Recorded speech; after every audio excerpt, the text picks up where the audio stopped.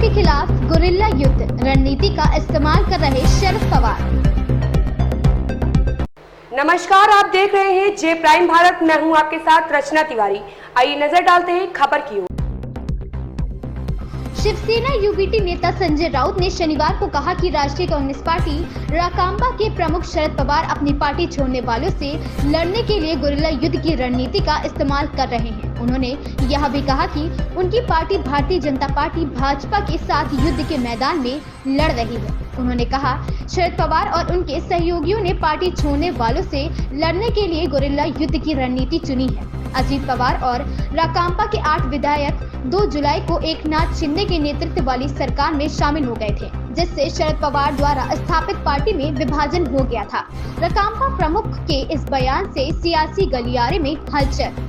यह दावा करने के कुछ घंटे बाद ही राकांपा में कोई विभाजन नहीं है और उप मुख्यमंत्री अजीत पवार इसके नेता शरद पवार ने शुक्रवार को कहा था कि उन्होंने ऐसे कोई बयान नहीं दिया। उनकी इस टिप्पणी से सियासी गलियारों में हलचल मच गई थी। राउत ने कहा, शरद पवार कभी भी भाजपा के साथ गठबंधन नहीं करेंगे।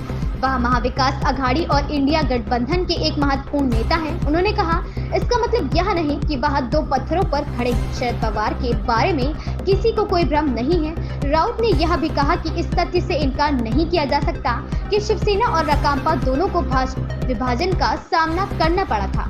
पार्टी में किसी प्रकार की टूट नहीं, शरद पवार ने कहा। उधर राकांपा प्रमुख शरद ने आज इस बात को दोहराया कि पार्टी में किसी प्रकार की टूट नहीं है। उन्होंने कहा कि यह सच है कि कुछ विधायक पार्टी छोड़कर चले गए हैं, लेकिन केवल विधायक का मतलब पूरी राजनीतिक पार्टी नहीं है। कोल्हापुर में पत्रकारों से बात करते हुए उन्होंने कहा कि वह राकांपा के अध्यक्ष हैं और जयंत पाटिल इसकी राज्य इकाई के प्रमुख हैं।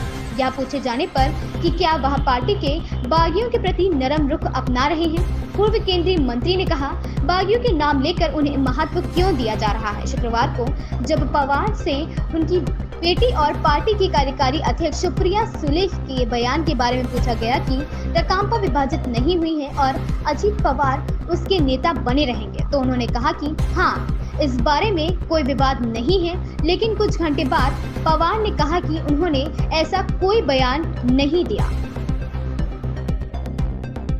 इस खबर में बस इतना ही। बने रहिए जे प्राइम भारत के साथ।